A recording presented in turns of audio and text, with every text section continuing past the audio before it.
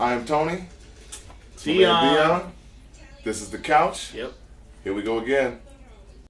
This is the couch. This is the couch. This is the couch. This is the couch. This is the couch. This is the couch. This is the couch. This is the couch. This is the couch. This is the couch. Welcome to the couch. Deon, Tony. The album for review, for conversation today is actually Grayskul-ZENITH. Right? Wow. For me, this album, bro, for me was like everything that I could imagine an album being. This is my type of shit right here, man. I really enjoyed the way that Henri and JFK from Grayskul, and I apologize, let me do a little backtracking maybe for the viewers. Grayskul is a group based out of Seattle, Old Dominion fam, right? They dropped a record on Rhyme Sayers a few years back called Dead Livers.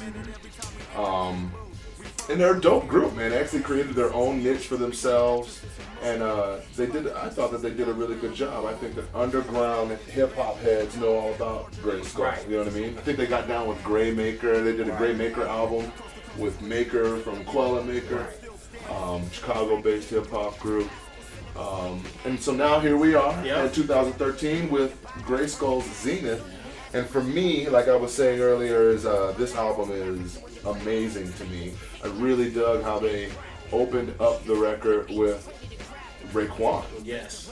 I mean, Wu-Tang Clan is nothing to fuck with. Like, these cats got Raekwon on this shit, man. So it's a beautiful thing. It's bugging, man, because I remember, so I'm looking at Raekwon on the credits and shit, and I'm hearing Raekwon on the intro, and I'm like, what the fuck is Raekwon doing on a Grayskul record, right? Yes. And so I go into my mind, and I remember, like, Raekwon having a line, and I don't know if it was on Cuban Links or if it was on a Wu-Tang record, but he was like, I seen it like a Zenith. Yeah. That's Incarcerated Scarface. Incarcerated Scarface, he says that shit, and so, I gave these dudes hella kudos once I put that shit together where I was like, oh shit, the name of your record is called Zenith, and you open it up with Raekwon, who uses Zenith in just a verse. Quick joy, in a verse. Like, it wasn't like a song that he did called, you know what I'm saying? Right. So these are hip hop scholars that are on their shit that know what the fuck they're talking about. On tour right now. Yeah. You know what I'm saying?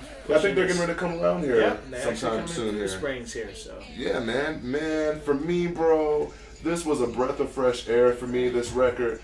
We've been reviewing a couple of records lately, and I listen to a shit ton of music anyway, and I think you do, you do too.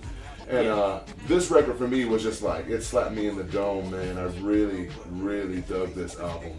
There were some interesting production points on there that I thought that was, for me, there were some trap beats on there. There was. Right? There was. For me, I'm not a big fan of trap beats. I'll be honest with you. Going into the production, there's a lot of electronics, a lot of, they touched on a lot of different. Love that. And yes, I understand it. I definitely thought that, maybe, I was going to hear a little bit more soulful hip-hop, a little bit more of the East Coast sound, honestly, because of the way their lyrics come out. I mean, they bring that raw shit every time they spit. Everything that I heard from both of those cats, they were on it. They, you know what I'm saying? They hit their subjects well. They definitely had the wordplay. They definitely got into it. But it was like, it may just me personal. So, production-wise, we're good, but I don't get into the trap music too often. There was a track that they did, and it was called I think it was Do Something. I'm trying to make sure I got it right here because I was listening to it right before I rolled up here. Do Something. It was Not Going Anywhere, excuse me. So Not Going Anywhere. That one came out to me. That sounded like a boom bap track, and I was all over it. And I was like, that man. track was actually produced by A$AP Rock, actually, and so of course it's gonna be on some boom bap shit. Right. Man, Not Going Anywhere is so dope. Yeah. And so after Not Going Anywhere, man, they dropped this joint called Maggot, bro. Maggot for me, man, is what you're talking about. Right, You're right, saying right, like right. I hate the trap beats. Maggot is trap done right. right. If It's you're trap gonna music do done trap, the right way, man. Right. If you're Oh gonna- my God, this I hear you. album, that track Maggot, it hits hard. It's got a really dope concept. Right. The background vocals on it with the vocal tone going down and shit. Man, yo, Maggot was super sick. That's like hype joint, you know. Right. One of the things that I would like to tap on, because it sounded like you ain't. You gonna tap on ain't. Yeah, so I'm a trap since on. we're talking about trap stuff like this. Let me trap You know on what I'm this. saying? No, these guys, I'm not even in no diss mode. Definitely brought the raw into it. It's my biggest thing. I think was, I'm not sure what I was looking for, but it wasn't one of those things that it didn't jump. Like there were tracks that jumped out at me, and then there was tracks that just were like, okay, well, it's hard for me as much as I can't get into that. You know, the electronics sometimes, you know what I'm saying? Right. It just, you know, I was wanting a little different production. And again, like I said, it's one of those production things that reach out to everyone. Like it's definitely for everybody. Like any type of beat that's out there that's now, they got it on the album. That's right. And they've got the ethereal, you know, minimal stuff. Right. They've got the really heady indie rock kind of influenced beats. They've got the trap stuff that you despise so much.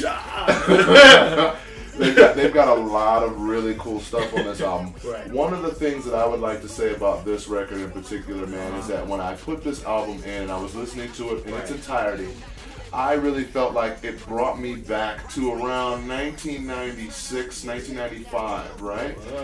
And what I mean by that is when all hip hop was relevant and it wasn't pocketed in these little subgenres to where I can't dig this. I'm not a true hip hop head if I listen to trap music, or I'm not a true hip hop head if I only listen to underground.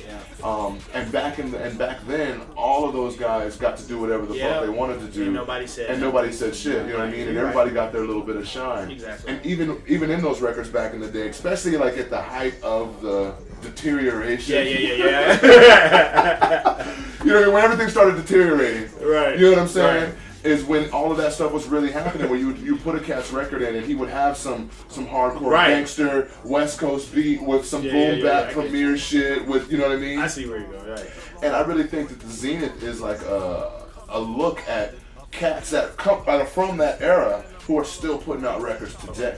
You know what I mean? And so it's not necessarily putting all of these little genres in pockets. Sure. It's being like, yo, this is hip hop. And I really like Henri, how in his verses he really speaks on, you know, he taps on something like he references to Kendrick Lamar. Okay, right. You know what I mean? He references to Drez from Black Sheep about the strobe light. Okay, You know what I mean? And so like, that's what I'm saying. and so it ties it all in together. Like this is a hip hop album for me. You know what I'm saying, bro? And lyrics wise, like I said, I felt that. I felt like they brought it. They definitely. Like they encompass what hip hop is. They got the lyrics, they got the subjects down, but it was just one or two tracks that was just like, man, I wish they would have flipped it on this beat. But I'm like, you know, and again, that's just my opinion, and I'm stuck in my ways. You know, when I hear people flip it a certain way, I expect to hear a certain sound that comes with it, and when it goes outside of that, then I'm kind of like, I don't know, what are we doing it for? But obviously, you can't sell records if you're just going to stay in one lane. Speaking of flipping it, right? JFK is a part of this Grayskull duo, you know what I'm saying? The track The Face and the Fang on this album here, JFK destroys it. He destroys it. Lyrically, man, this JFK is a fucking monster. He is a monster. Like, I would not want to meet this dude in a dark alley on some rap shit. Like, JFK is ridiculous. Ninja Face, on The Face and the Thing, his patterns and how he was flipping it. Oh my god. That was from the jump, man. Honestly, the minute I heard him rocking, you could tell like he knows his shit. You know what I'm saying? He he feels his lyrics, man. And like I said, I'm all about cats who are in, there's cats who spit bars, and there's cats who actually feel their lyrics, and you can just tell we talked about that. But like really feeling what he's saying, like he was getting it in, and it was like impressive.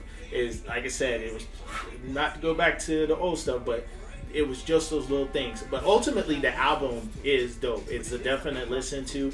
You need to copy it. It's one of those things that you gotta have in your you gotta have that in your library, or audio library, whatever you want to call it. Yeah, your digital library, your CD library, your vinyl library, whatever. Library. So. Holy shit! This album shines so much for me, man. This album shines so much as far as. There's a bleakness going on. I think with music in general, especially at times, there's a bleakness where individuals kind of just stay in that lane. It's indeed, and I catch that myself. You know what I'm saying? In a musician thing, not to get too much into myself, but I catch it where I get a beat that I feel like I'm gonna record this, but then I'm like worried. Okay, maybe people aren't gonna feel it. Maybe people are gonna throw it in the trash. You know what I'm saying? And that obviously that'll keep you in your lane. But then you don't know what else is out there. You're following this lane when there's multiple places or multiple ways to go. And these guys right here, they jumped on multiple lanes, and like I said, and that's going to be the key to their success. Yes, truly. This album sounds like a group of individuals that did not second guess themselves. You know what I mean? And they came up, for me, they came out with a very cohesive project. I mean, the track Clubs, bro. See, Clubs is that was like that's that slow, like that shit was so dope to me. Like their perspective on being in the club, working in the club, fucking in the club, preparing yourself to go to the club. Right. Yep. You see what I'm saying? Yeah, what you people can't are doing deny in the that club, track. That track is really dope, man. Right. And that's what I'm talking about when I'm saying like this over the top production. I think that what is you're not feeling on this one, right? Feeling on this record. It's kind of the production on it, like obviously these cats. No, don't get me wrong. As far as I know that the skill was put into it. There was a lot of instrumentation, a lot of the beats were done magnificently. The problem is I was expecting something different, and that's why it didn't catch me, it didn't jump at me. And there were certain tracks that did, and there were certain tracks that I was like, oh, if it maybe was a different beat. I know. Either way, like I said, it's nothing against what they're doing. They're definitely making the right step. It's just me. I kind of was like, I've heard about these guys. I've got to listen to them, got to open for them, and I know that they just get it in, and you know what I'm saying. And I expect this rough, hardcore, sound into it. And they bring it. Yeah, they bring it. No.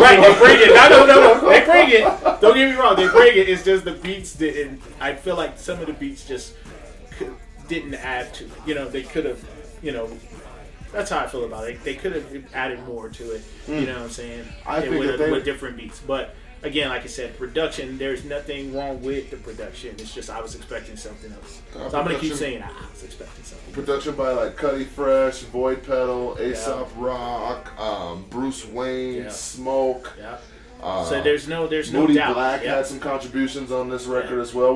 Moody Black are like industrial style hip hop, which are kind of have created a lane for themselves they as have well. That. And like I said, that's part of it. What I'm maybe not feeling as much as the electronics, the industrial sound. That maybe hasn't got to me.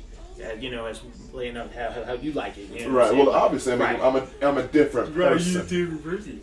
I know. But what I'm saying is that's what the electronic stuff. I think, like I said, I'm maybe myself hearing, maybe hearing more of it, maybe getting more into it. I have a better appreciation for it. Like I said, but the guys, the producers, are talented. There's no doubt in that at all. Yeah, this album is amazing to me, man. Of course, and this is an acquired taste. Right. I definitely will say that for sure. This isn't your run of the mill. No. Especially with the beats and how these individuals are riding over these beats with their content and how they're, you know what I'm saying, and how they're spitting. It isn't for the meek. Right. Lyric wise, like I said, this has some meat and potatoes. I can't touch them. Right, there's like I said, they're strong writers. Oh. You all can tell they're super strong lyricist. The delivery is ridiculous. So that's definitely, there's no question about that. There's no doubt in my mind that these guys, are champs. You know what I'm saying? It's just, like I said, just the little things like that. If it had been a whole track of just East Coast beats, I hate to say it like that, but I mean, that's kind of how I grew up. If it had been this whole track of just like up north, and then I could just hear them just destroying it and just being like this hip hop classic album, you know what I'm saying? Right. Don't get me wrong, I'm not saying that the album is a classic, because it's making its own lane. It's definitely going to be something that people are going to be like, wow, this got something for everybody. This album is a classic to me. Right. It is an instant classic to me, and I know that the track UFO featuring Snafu on this record is like my anthem, man. It's like my joint, yo. You know what I mean? I really love this song. I really love what they're talking about. Right. But overall, for me, man, I would give this album, 2 thumbs up. I love this record a lot. I can't wait to get my vinyl copy of this album.